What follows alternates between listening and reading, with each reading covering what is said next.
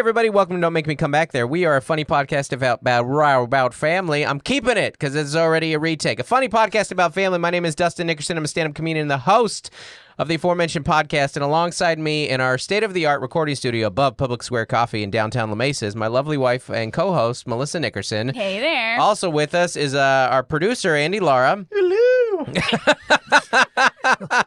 And we have a special guest with us today, as seen on one of the Jimmys, Jimmy Kimmel, Conan. He has a dry bar special, 2017's new face. Sorry, that's just for comedians. Comedy Central, much more. Kellen Erskine is here, ladies and gentlemen. A quick cheers to us all. Melissa Drinkers already. I had a shot glass. Glass of espresso. Yeah, cheers. To it all. Yeah. Thanks for tuning in, everybody. We really appreciate you guys. I would tell you what Kellen is drinking, but he asked me not to. That sounds so much worse. I know. I'm just You're respecting your wishes. Yeah. I'm just respecting your wishes. So I that's said I had it. a shot glass, but it has espresso in it. Yeah. Yeah.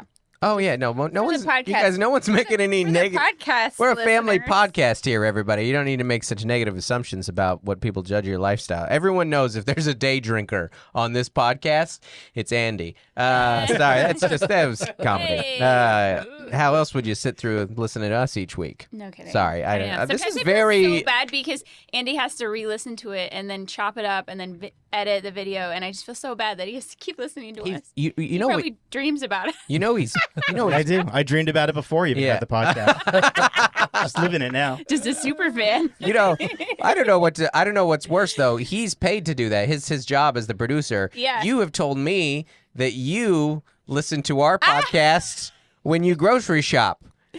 I get so anxious at the grocery store. I need something like calming, but I can also tune out. Like, you know what comes to me is reliving an argument. Nothing soothes me like the sound of my own voice.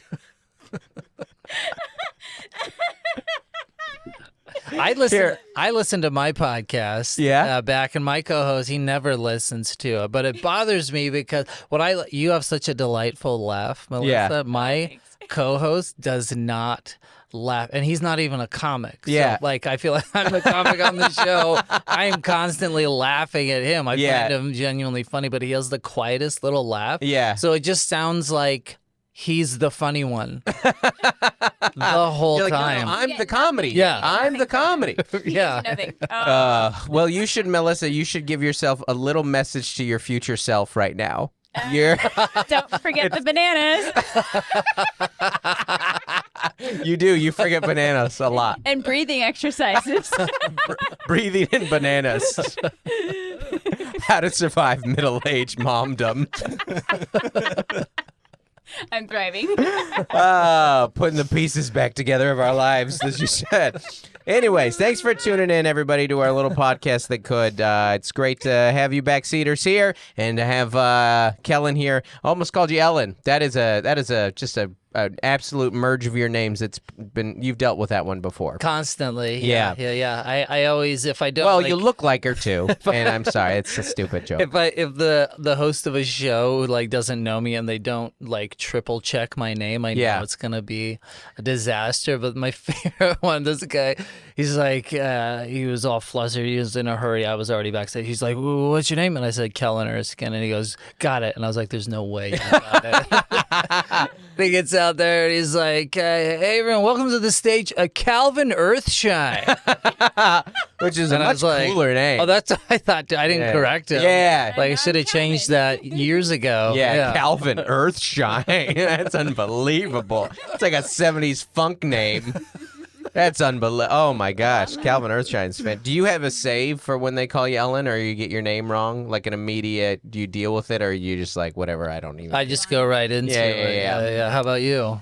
Well, my if it's an unknown show, like if I'm just doing some showcase where I'm not, especially in LA, where it's like, listen, I'm not Theo or Bobby Lee or Sarah Silverman, so it doesn't matter who I am. I'm not famous. I don't even acknowledge it. But the bit that I do about my last name sounding like the N-word came because it would get messed up on shows. Wow. Like in football, it would be like a joke, but it would happen every once in a while on shows, and there would be an awkward tension. Oh, no. I'd be like, "What?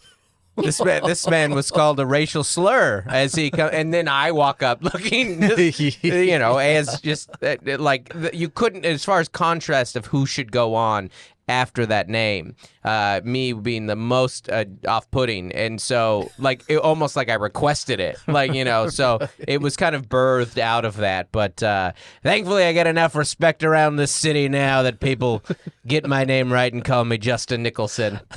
Just yours merges into Ellen and I can see that mine rhymes with more. Mine, they're very similar to more popular names, Justin and Nickerson. Like those are much more common. Sure. So it doesn't matter. It's like when people ask you your credits. What do you say? Like, hey, how do you want me to bring you up? I don't know. Yeah, that's exactly. I don't care. Yeah. I sometimes I say Conan Comedy Central because it's such a quick. It's alliteration. Have you ever worked with who's the guy from SNL with the bug eyes? Chris Kattan. Yeah. Have you worked with Chris Kattan? No, Have you hosted for him? No. I could probably pull it up on my phone, but I hosted for him one time. He had 9 credits. And I was like, everyone here, just when you walk out, they know who you are. They bought tickets because they want to see you move your head. That's it. No one is sitting there like 7 credits in like, oh, this guy. Oh, yeah. Okay, got it. Yeah, I forgot he did that one. Yeah. That's so funny. Yeah. It is that's such a that happens when non-comics start doing, non-stand-ups start doing stand-up, is they really think the intro matters a lot. And I guess it's because Chris Kattan, it is a little more of like an evening with. Like, it's not a traditional, it's funny you said that because I saw his first 15 minutes the other day. I was in Tacoma. But it was an exchange in that I thought everyone was getting what they wanted out of the deal. You know what I mean? Did you have a different experience? No, that was about it. It's like he's accepted that, which a lot of YouTube and now Instagram stars need to accept. This is not so much stand-up comedy. It's like a meet and greet. Yeah, it's an extended meet and greet. Did you so call it he'll a night with? It sure feels like an evening with, so he'll have 4 openers and then he does his 27 minutes. Yeah, I think he was doing 35 because that's funny because I was in town and I had late night coming up and so I needed to run the set and I was there for a corporate and I hit up the booker and I was like, is that okay or is that a big deal because Chris Kattan's here? And they're like, no, he wants as much time as possible eating up before you. That will not be an issue. But everyone was so happy. I was watching and it's it's weird that happens in comedy clubs now, but they really are just venues. They're just and if it's on me for not selling more tickets. Yeah. I used to be jealous, and then I was like, well, I'll play the game too because there's no other venue for these kids to go. Right. Yeah, exactly. And there is a built-in safety to it. You and I were talking about before this. There used to be a room. Literally, it was the side room of a Marie Callender's in the city that you live in, Valencia, California, kind of north of LA there, and it was. I did it a few times. It's funny when you look back of I sent avails to a pie club, a pie shop, oh, if you have anything available, and they're like, do you got anyone to vouch for you? So it's the side room of not even. I remember making that joke. I was like, I can't even get in the main room of the Marie Callender's. We're in this side room, and you performed. The stage was what's it called? The forklifts move. It was a pallet. A pallet. It was a pallet. Yeah. It was not. It was no wider than this table. It was 4x4. That's what I said. I felt you were it was what Rose was on at the end of Titanic. You were just floating in the sea. It was people were eating. They were at Marie Callender's, so still on the forklift, so we can. Yeah. No, it was barely off the ground, and you would. It was in Marie Callender's, so people would be eating turkey pot pies. Comedy club food, a lot of time is made to be very quickly eatable, but people had napkins tucked into their shirts. They're eating, country fried steak. It's but I remember I was middling. I wasn't even headlining, and the host was Trevor Wallace. Oh, wow. Who is one of the biggest comedians in the world right now. And it's so him and I have talked about that. You're like, wow, he came from the side room. Now he's doing theaters and stuff. And I'm like, is the pie shop still open? I could use a play. and Nora and but you did, or you played it once or twice too. Yeah, that's what I was saying. Yeah. Before that.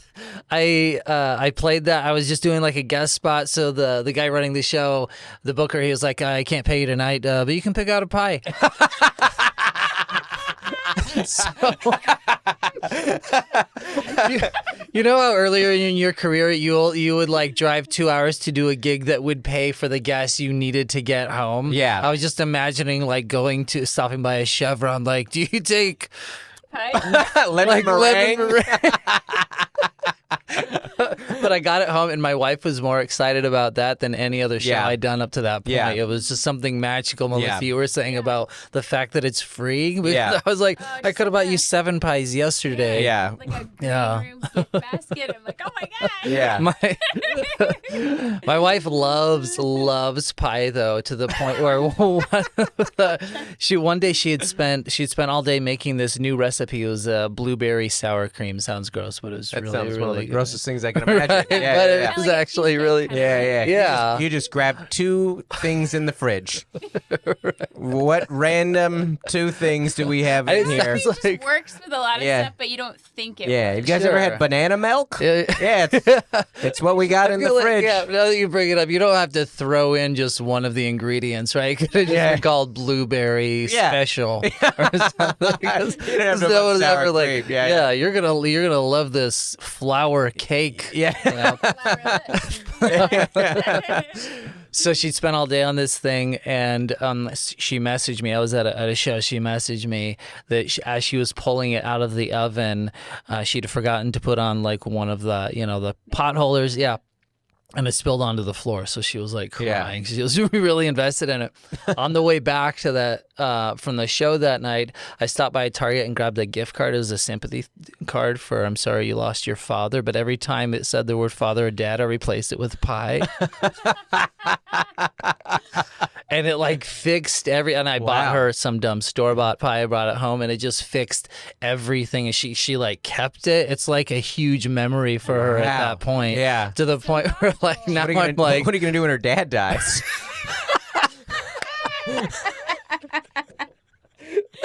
You already burned that one on the pie. What's the move? That's such a good point. It's such a joke at this point. I wouldn't even be able to say anything to her because I don't have any lines. You're gonna make her Sorry a pie. for the loss of your father. Yeah. You'd really. That was very short-sighted of you. Well, I just want to. Being thoughtful. Yeah, I was, and I would just like to remind you that you, when you started, you were so happy to do those gigs where you did 2 hours and paid for gas. Yeah. You were not paying for your gas to do this podcast, which you drove 2 hours for. Just so you know that unmentionable drink. Beverage over there. You actually got that pouring rain. That was your payment. Oh, I know. Yeah. I did it's such a like cliche in Southern California to like complain about the weather, but it was so bad today. I was like, they should cancel school. It's bad. Which I'm from Seattle, but we've lived here 11 years. That it is such an inconvenience because so much of your lifestyle is built outside here. Yeah, I don't know how it is in Valencia. No, it's the same thing. Yeah, it's a desert. Yeah. Yeah, and they don't handle it well at all. I know a lot of families when they live near a theme park, they like to get an annual pass there. Are you an annual Six Flags holder? We're actually canceling it.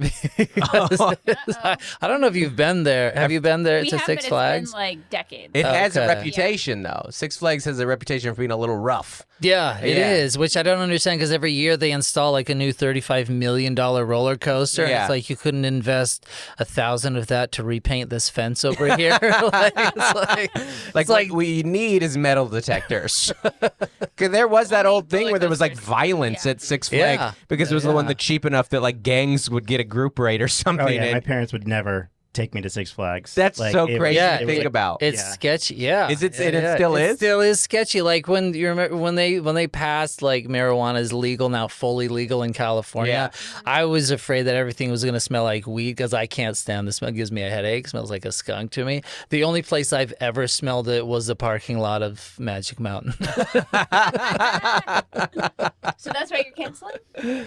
Oh no, it's just it isn't worth it anymore because like every time you go, 2/3 of the the rides are closed down. And that's my complaint with like Disneyland too. I think if you go, like I can't imagine these people from Europe who have planned this trip for 2.5 years. Right. They get there and they're like, oh, Indiana Jones is broken today.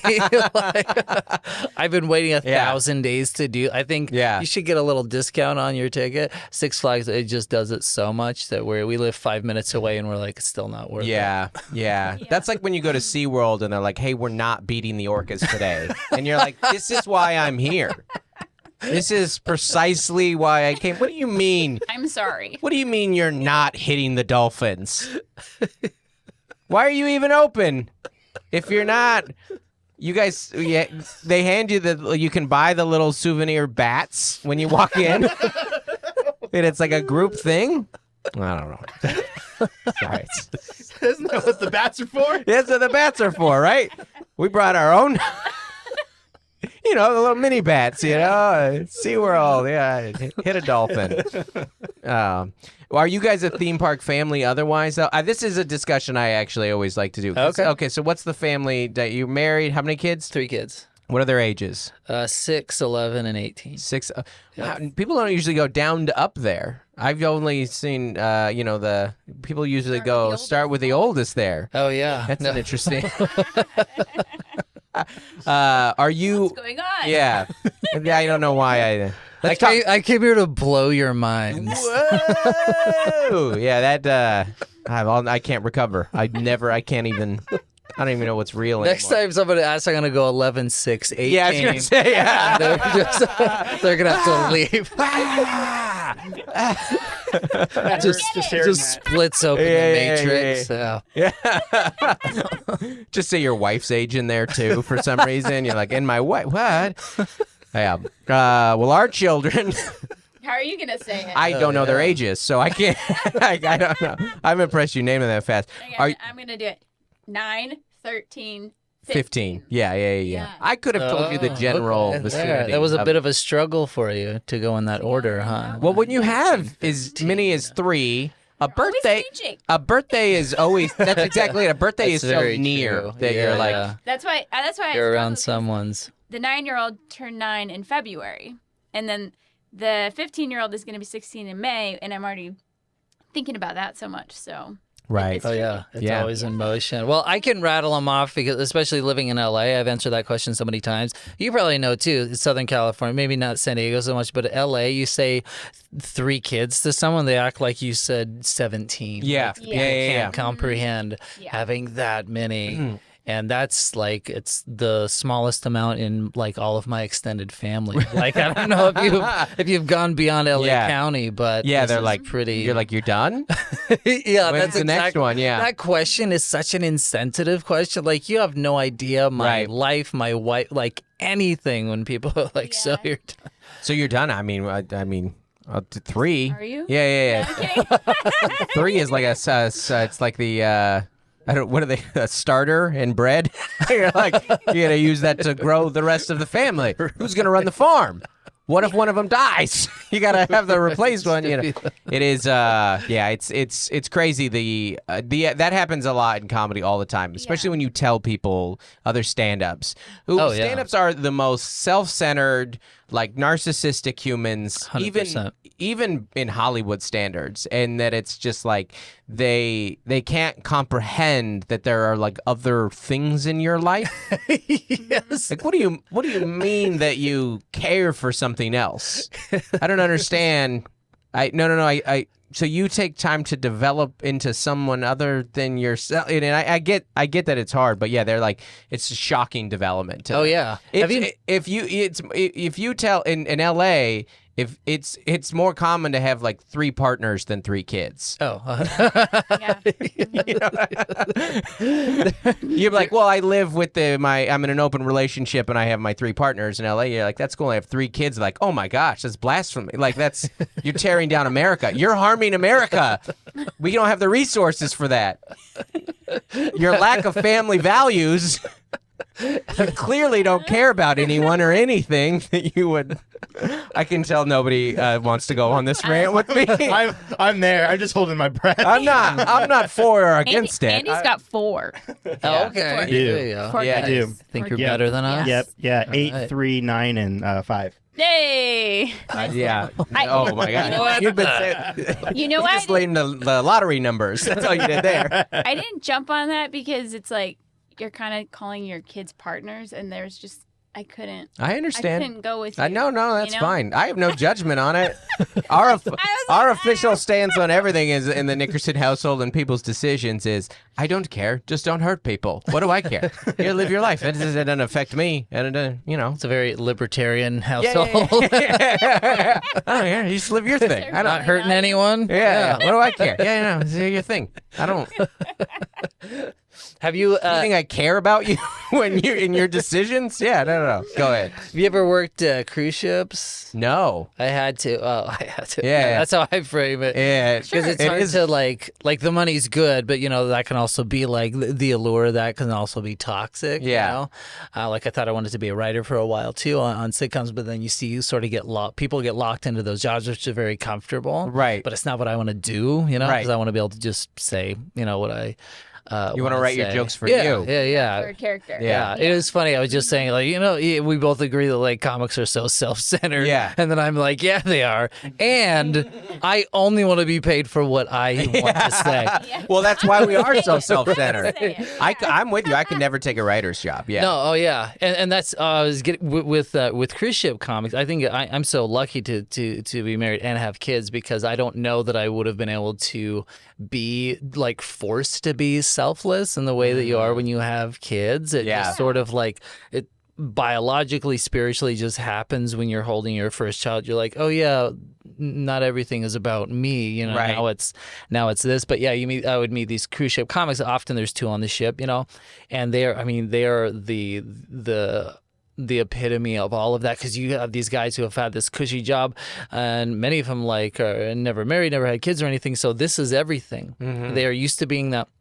Not only the center of attention, but the center of this whole world. Yeah. This Big fish in the universe. pond. Yeah, which is like I didn't even like the attention at the time. I'm pretty introverted. I love being on stage, but afterwards I don't want people Yeah. to recognize me. Yeah, not a cruise ship for the comic. rest of the week. Yeah, Yeah. but some of these guys thrive on that, and like getting stuck in a conversation with one of these guys backstage or during Yeah. a meal or in a hallway.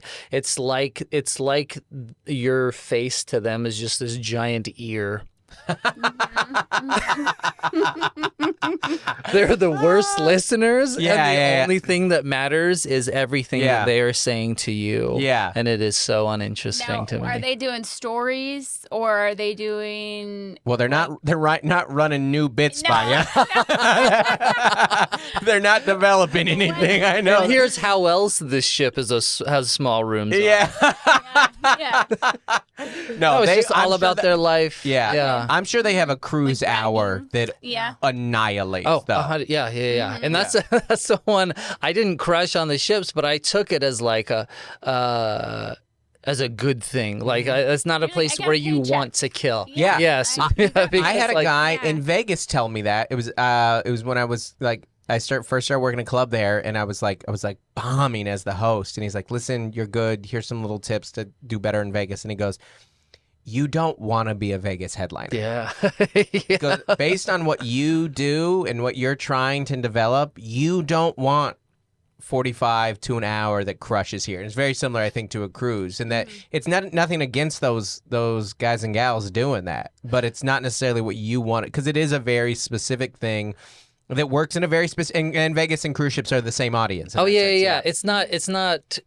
The crowd is on average like 7% of those people love stand-up comedy. Everyone else is just there, and the next night they're going to be there for the Motown show, and the next night they're just Yeah. coming to show, whatever yeah. the show Yeah. is. So to have a set that's just going to Yeah. blandly, just broadly kill. Like I in thought I was front of seeing all Calvin these people. Earthstone. I think this is the good night.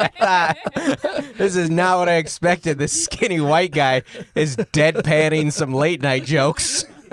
I mean, because you're very subtle in what you do. Like you're not a big high energy guy, you know, No, and you're drawing them into you. and Yeah, they're all drinking, and they just came from a cabana party and Oh yeah, lost money at the casino night. I'm not what they want to see at all. Like, there's no spectacle to stand up already, but especially like me, I just basically stand there the whole time. Yeah. I have like 1 or 2 act outs, and like everyone, it's jarring because I moved. Yeah. Would you? So I had a friend who messaged me this week. He's like a band manager, and he was like, you should do cruises and then like take your family in the summer. And it was an innocent enough question. I was like, I'm not going to do those or hell gigs. I don't want to do that. But not related to comedy. Would you take your family on a cruise? Is that of any interest to you as a dad? Like, or have you before? Are you guys a cruise family? I was able to take my wife once. I would do it again, but I would only. I did enough of them that the only one that I would go back to would be an Alaskan one because there's hardly any kids. All the big like families go to the Caribbean because you just because you just get to go to all the islands. But to me, it's like if you just want to go to the beach, you can go to Hawaii. Like Hawaii's cheaper and it's just better. I think. I think it's great also, we live in Southern California. Right. So it's already the beaches are around. They're fine. And our beaches have homeless people, which is nice. You don't get that in Hawaii. Yeah, they're you guys don't have to very that very elitist over yeah. But I would go to Alaska if I took my family, because the nice thing about it, I mean, Alaska's already hard to get to, like many of the locations. So it's nice that you're basically just in a hotel that takes you to the cool spots, you know? And like I said, hardly any kids. So that's the only way that I would do that again. But yeah, it's for the amount of money that it is. I always just sort of like we stack that against potentially what else we could do for $12,000. It's like maybe it's not 4 days in the Caribbean. Yeah, that's true. How does your family like to vacation? We do like amusement parks. You brought that up. Do you guys disagree on that? You said you like to have that conversation. Well, we're not a Disney family. Oh, okay. We just never really bit the bullet. Because you start counting the ticket prices in the hotel. I don't think the experience and the hype is kind of lost on it. I don't think the experience is exponentially worth the cost of how much more it is, and also just how unenjoyable of an overall experience it is in regards to lines. Like it's just so much. Listen, 3/5 of our family has ADD. We're not like a line family. Stand here and wait. It's pretty tough. It's not an easy. Not a vacation. Yeah. That's why they're like beating the whales. Because it's stimulating. Like at least we're swinging our arms. They get their hyper focus on the. Coordination. It's costly if you want it to be a good experience, because you have to we go every other year because we have like friends who have season passes, and to me that just you lose some of the magic, and I feel like kids become entitled. Like I've heard a kid 7-8 years old at our church that'll say something like, "Mommy, let's go to Disneyland tomorrow," like it's the park. Right. And so we never wanted that, but we have found that you can find crowd calendars online, and that's helped. We have looked at that. Okay, so that's been helpful. Real hot tip is like if you have a non-traditional calendar, like Andy's homeschools, like then you can really go and it's not busy. We have 2 calendars and they're very traditional, and it's like our kids' spring breaks don't line up. Like Oh yeah. We're always like, what about the weird? week of We're not weird homeschoolers. What about Easter How about week? spring Would that break? be a good Exactly. No, we're on a cult schedule. Yeah, exactly. It's great for the line. It's seasonal based on local farming and how much butter we can make in a week. Yes. Disneyland Mondays. Yes. That's what are you guys? You guys public school or we homeschool? That's not fair. This is who can pull off Disney are the homeschoolers. The homeschoolers run Disney. During the week they do. They sure do. Yeah. But we also my daughter did go to she's in college now, but she went to high school. But even then we just took her out because we were like, high school doesn't matter, right? Well, I'm surprised. We are taking our that's why half the rides don't work. homeschoolers. I was the last. Go ahead. No, you're up. When I was at Wise Guys a couple months ago, and I had this. That's a club in Salt Lake. Everybody, Salt Lake. Utah. Sorry. Yeah. No, it's all right. I used to I used to have this question that I would ask, like, if there's a reason why you wouldn't live in California, what would it be? Just to see if, like, try and get, like... You're opening it up there. Right, yeah. Because there's always, like, but I'm always looking for, like, something that I haven't heard before. Like, that's the sort of crowd work that I like to do. Like, I'll try and ask for, like... I like to ask them how they met or what they do for work. I hate that so much. Those comics that ruin that. You know how every crowd thinks that they don't want to sit in the front because the comic will make fun of us. Yeah. I'm like, we don't do that. And then to see some douchebag go like, so what do you do for a living? Or that old thing where like, how long have you been married? And this poor guy, he did not know he was going to be picked on, so he hesitates for 1 second. And then the cop's like, oh, you have to look to your wife for that? What an idiot. Yeah, it's like he paid to hear you talk. He just wants he doesn't know who you are. You should be so glad that he's here. Right. Yeah. So I like to ask people like what they're afraid of. Just looking for like if it's a unique thing, don't get too dark. I always throw that in there. And I skip the people that are like snakes, sharks, bears. Not just because those are easy, but because I think audiences are smart enough to know that if I come back like, oh, you're afraid of sharks? Well, how about this zinger? Yeah. And people are going to be like, well, yeah, I'm sure he hears sharks all the time. Yeah. But every show, there's at least one person who will be like, the one woman was afraid of peacocks because of something that happened to her when she was a child. You know, that's the sort of thing that I'm looking for. I like that. The California thing, some people do have specific answers, but in Utah there was so much anti-California hate. Yeah. I was like, let's stop for a second. I was like, if you guys hate California so much, stop going to Disneyland. Okay. Yeah. I said, I know that you go there. Yes. Because when I'm in line, it's like every other family looks like a field trip. And those people aren't from Orange County. Yeah, you guys are all holding onto a rope. Yeah. Rings. BYU. Matching shirts. Yeah. Yeah, that's funny. I guess I'm just surprised that as a homeschool family that you would go to support Disney and their liberal socialist woke propaganda. I don't know how you they got gay candles getting married, and I'm surprised as a homeschool cult leader you would give them your hard-earned butter money. I feel like we balance it out because we buy a bunch of stuff from Chick-fil-A on the way over. You sneak Chick-fil-A in. It neutralizes it. Yeah. We're like, we hate everyone. So yeah. When I'm in this stance of like, I don't care, do whatever you want. You're like, I hate everybody equally. I've gone on that like rant on this pod a few times. Like, I do think anyone who travels a lot, which any stand-up does, we have no affinity for anywhere. Every place is great. Every place sucks. Every place is terrible. Every place is great. I was in Columbus and Cleveland last weekend. There were moments that I was like, this is great. And there were moments I was like, this is the worst city in America. Yeah. And that's because every city is that way, Right.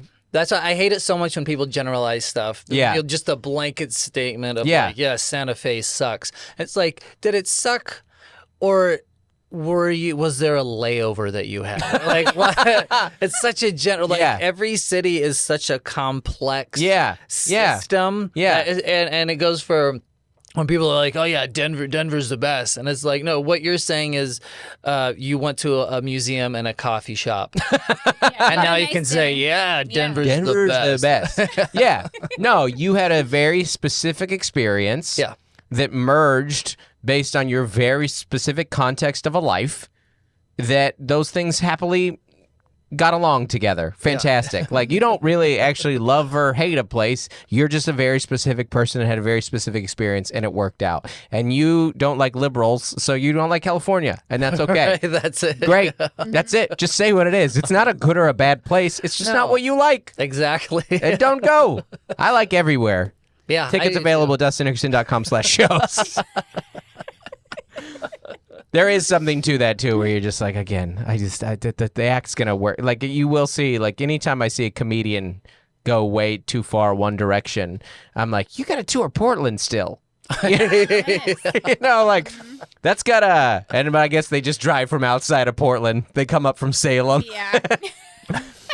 So wait, I'm trying to place you because you started comedy in the Bay Area, but where are you from? Are you NorCal? Or are you? Yeah, I grew up in the Bay Area, Okay. San Jose, San Francisco. Yeah. Okay. Yeah. What did your folks do? My dad was an architect.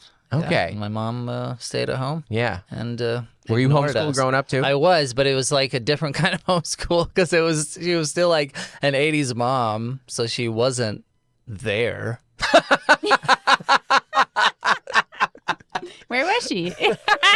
Shopping, like an 80s mom? I don't know. Women be shopping. That was the whole every comedian in the 80s. She was never present. There was no sense. She either had like talk radio on or she was on the phone, and that was it. Oh, And it she was like, in the home. She was home, but she wasn't there. It was doing like, her thing. here are your school books, and if you can't figure it out, that's your fault. That's basically what it was. And so it was like, how your mom she would drag you to the mall, and you just sort of followed her around. Yeah. And that was it. So, but that was So the much irony of to me because, we homeschool our kids, but it's a very we're very proactive about what we're doing. It's like we just feel like we know our kids, and we're blessed to have the sort of flexibility, to be able to do it and to and to travel. And sometimes I take them with me, and it makes that sort of thing easier. But also, you have the opportunity to maybe teach more efficiently if you know how they learn, and that's a luxury that we appreciate. But for my mom, it was just like, I'm not letting the government teach my kids. But it was essentially like, I'm going to let them just not learn anything. Yeah. Yeah. And it's so funny because you're looking back and you're like, Mom, the government will never be more conservative than it is right now. This is 1980s Ronald Reagan America. If there's ever a time for us to be public school, they give us a gun as we walk in. That's like, and they're like, this is the most conservative it's ever going to be. You could take a liberal from 1988, and that's a conservative right now. That's how conservative the 80s were such a swing from the 70s. Like, we need to tighten this up. We got this actor in charge now. Yeah.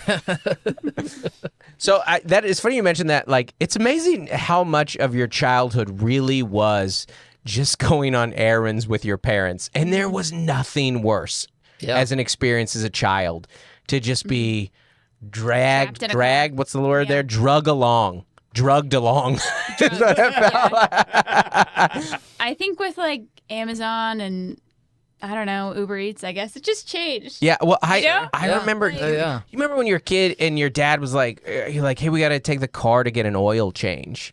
There were no phones. Yeah. Yeah, and you didn't go anywhere. You just sat in the waiting room for an hour. And also, with your dad. He didn't talk to you. So that's my problem.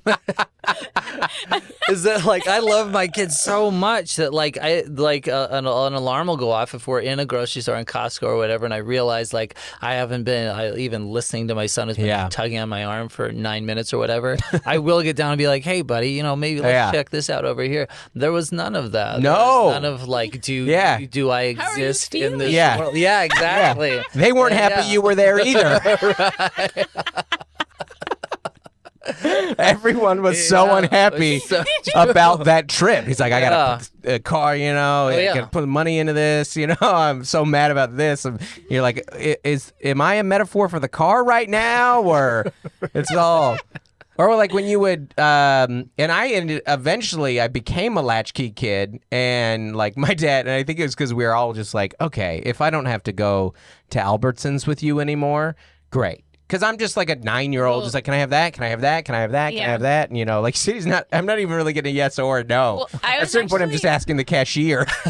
So I was thinking about this because I remember you saying how you got the alarm clock for like Christmas. Yeah. Remember when you were when I was in kindergarten, Dustin my dad got me an alarm for clock Christmas, like colorful. But that was not just like a gift. Like he was going to get himself to school with his sister. Yeah. It was like 3.5 years older than him. My folks' context here. My folks split when I was 5, and it was like the fall, I think, of like my kindergarten year. And there was a little bit of a minute there where we did have a sitter who would like my dad would go to work at like 5 a.m. So we would wake up and he would like put us in the van and we would go to her house, and then we would walk into school with her and her kids.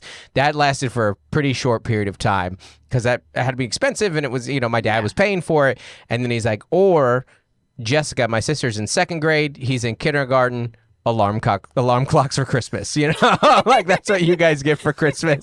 So that was it. It wasn't the only thing I got for Christmas. And it was like a little kid one too. It was like I remember it had like little like drawings and stuff on it. It was yellow and blue. It was a little kid's alarm clock. I'm like, why does this exist? For latchkey kids. It had the voice of a nice mom waking me up. I was thinking. Breakfast is ready, sweetie.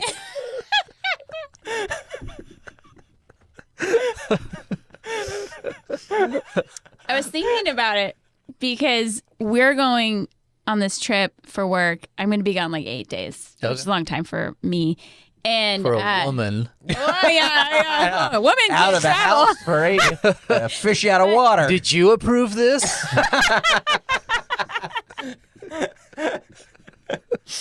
But Dustin's dad is going to be getting our littlest out the door. Okay. That's going to be kind of his role. And I was thinking about the alarm clock because our littlest is 9. Yeah. And she still needs a lot of help. Mm-hmm. And I was just thinking about you doing all that at 5. I was talking to That was the 80s for you. Yeah, that's the 90s. I was talking to Claire yesterday. I don't even remember what it was. She was complaining about something. Homework. And I started with when I was your age. I hadn't gotten to the next word. She's like, I don't want to hear it.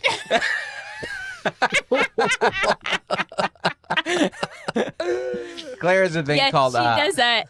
She does this if you fact check her, then she goes. You ever made a mistake before, Mr. Perfect? That's her name. That's okay, Mr. Perfect. You've never made a mistake before. That's such like a politician debate. Yeah. Where they can't argue their point, so they're just gonna discredit the other person. Says the guy with the bad hairdo. You know, it's like, but I know. I told her the other day she had homework. She said fake news. I was like, all right. Where'd you hear that from? The failing New York Times? Claire has a thing called oppositional defiance disorder, which when explained to me like a good 80s, 90s kid, I immediately rolled my eyes at it. And then it got explained to me and I was like, oh no, she has that. Like, and it really is the basic idea of like most people when they are met with any type of like criticism or feedback, it like hurts or you don't receive it super well. But her brain does have a pretty biological, visceral response where it physically, and you can see it happen. And it's not like in the 80s, it was called being a brat, you know, or being stubborn. But then you watch it more closely and being a parent of other kids, you go like, I don't know, that's something. It's not. You're just watching it biologically affect them, and you're like, this was no choice that she made right here, you know. Like, and again in the 80s, I will just spank it out of her, and you're like, no, that's not going to help. No, that's going to do more damage long term. Trust me. Yeah, but it was when we described. It was funny. I do a joke about it on my special, Runs in the Family, available on YouTube.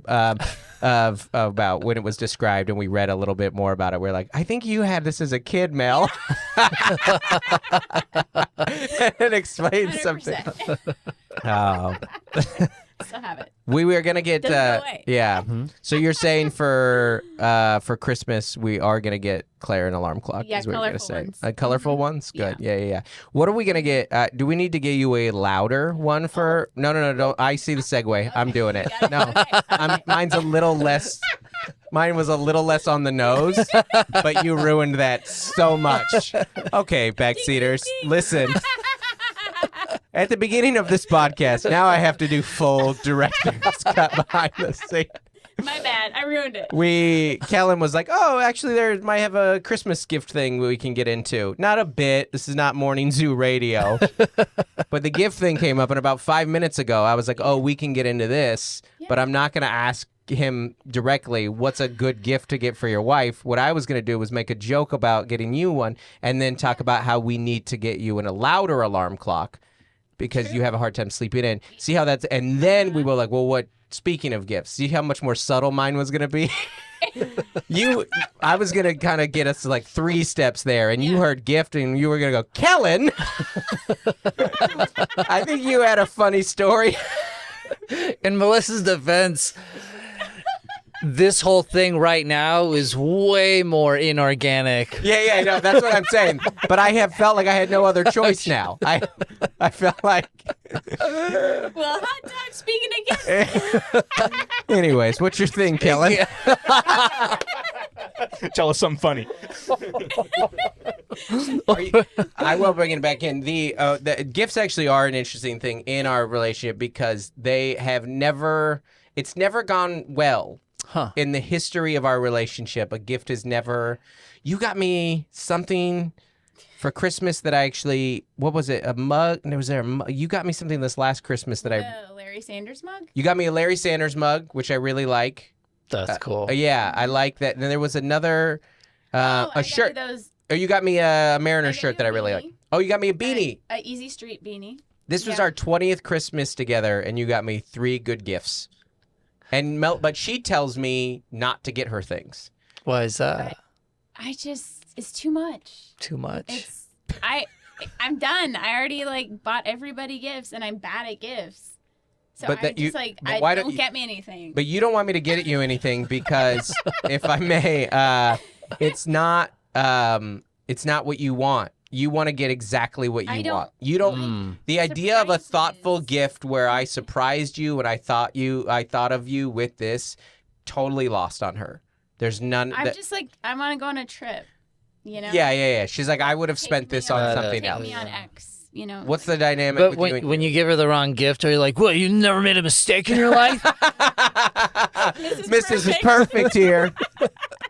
What's the gift giving dynamic for you and your wife? Well, first, before I forget, what you were talking about, an alarm clock with a mother's voice. I was thinking I had this idea for. Have you seen those teddy bears that you can, or you actually record so that your child goes to bed with your voice or whatever? I thought it would be amazing to just hack those bears so that it is for 30, 35 minutes. It's your voice talking to your kid or singing to your kid, and then it just stops, and then you hear hey Jessica, this is the devil. Oh my gosh. Go outside. Yeah. Wouldn't that be fun? No, anyway, that's the whole idea. That was it. Yeah. The opposite of the comfort. parent's voice stops. Satan's voice interrupts. That's hilarious. And so it's really that's good. just a fun gift idea. Yeah. But the other one, that sounded like an article from the Babylon Bee. hey, Jessica. Yay. But the greatest gift, and I'm saying this because I also made it up. I think the greatest gift that I've given my wife that I think anyone could give anyone is what I did was one year it took weeks. I had to plan this all out. I went back through the past full year of our text messages, and I took screenshots of all the notable ones and I categorized them. So exchanges that were funny, or something that cute that one of the kids said, or something sexy, and I put them into a book. I made a photo book, and the different chapters are these different exchanges, and I call it a textbook. Can't steal that part of the idea. But anyway, my wife, that's really good. and so I've done it twice now, and we read it twice a year. We'll go back to one of them, and we laugh harder than we ever do. Aww. Because it's such and these are moments that these are, a lot of them were some of them were the worst days of that year. Yeah. And it's one of us is having a terrible day, and the other one makes a dumb joke, and being able, and sometimes it was ill-timed, but it's that whole it's funny later, that sort of thing. Yeah. But it's just a book full of just your interaction with your spouse. Yeah. And I don't write everything down that my kids say. You know how you say something you won't believe it, she said it, and then it's just forgotten. So it's full of cute moments, it's full of, and plenty of rated R stuff. If this definitely my wife and I have this deal, whoever dies first, the other one has to burn the book before they die, because it's not something you want posterity to have. Oh, look at all these, look at all this sexting. I had no idea that great grandma Abby was pretty gross. Why they kept sending the those emojis? But I love it because it's just a lot. I mean, not tooting my own horn, but I like it because it's not something that you can just, buy. And there are plenty of those things too. I buy jewelry for it that also means a lot. But this is just another type of thing where it's like, it's this evidence that like, oh, they took time. Right. Like AI can't make this at this point. It's my first thought is that you are such a better husband than me, because if I were to want to document our text exchanges, they would be like, see this time I was right? Well, that's a chapter you guys can have. See this time you said you were going to do a thing and you didn't do it? See this time that I clearly said I needed a kind word? So yours would just be a book of evidence? Exactly. Yeah. Mine would be very petty. And even if I did give you a nice one, I can hear even as he's describing it, you would be like, nah. You know, no, I've never heard of that. That's cool. Well, because he made it up. Cool. That's why you never. Exactly. Yeah. It's so unique and original. Oh, thanks for making me look like a bad husband on my own podcast, buddy. Thanks a lot. That's a good idea. All I right. like it. Promote your tour dates and get off my podcast, Kellen. Now, Kellen is where do we go to get tickets for your upcoming shows, buddy? Why don't you get at that phone there? All the way to go to KellenErskine.com. That was available. I should get CalvinEarthshine.com. Calvin Earthshine is so good. Calvin Earthshine sounds like he's performing at a casino somewhere tonight. Yeah. So I don't know where this is. I'm gonna be. Well, actually, let's see. Louisville Comedy Club, April 19th, April 20th to the 22nd. I'm gonna be in Fort Wayne, Indiana. Summit City Comedy Club. You're all the same owner, FYI. Okay. Yeah. April 26th to the 29th, I'm going to be at Tacoma and same owner and Spokane Comedy 4 Club. for 4. Okay. This guy likes you. There we go. So there's some. That was a group. That was a group booking right there. And I've got a podcast, the Book Pile Podcast, which you're going to be on, or which you already were might have on. Yeah, check out the episode with Dustin Nickerson. Yeah, it's me and Dave Vance. It's a comedy podcast, but we cover a different book every week. Right. And sometimes we make fun of books. Those are some of my favorite He's episodes. the funny guy on the pod, right? Is that? Everyone's like, he's so funny. I think that guy is hilarious. And Kellen's on it too. All right, buddy. Thanks for doing the pod. Yeah. Have a great day, everybody. All right, bye. Bye. Thanks for listening, everyone. Want to give a special shout out to our As Essential as Oils patrons. You know about them, Melissa? I sure do. There are $25 a month and up patrons, our best of the best. Thank you so much. So, special shout out to Adam Bush, Avril Griffiths, Bonnie Galindo, Caroline Crimmins, Carrie Teague, Code to Grow, Courtney Eibling, Damaris Diaz-Stevens, David and Melissa Cox, Dave Hoagland, Farrah Journey, Isaac Teron, Jason White, Jennifer Ashley Downs, Jessica Sewell, Jordan Cowan, Juliana Smith, Lori Amos, Matt and Sam Slosdom, Nathan and Jennifer Merritt, Nicole Carraz, Rachel Wilson, Rachel Kennedy, Robert and Nellie Capin, Stephen Mena, and Tiffany Payne. Thank you so much, everybody. You guys are the best. Thank you so much from the bottom of my heart. I love you so much. Thank you. Good night. Goodbye, everybody.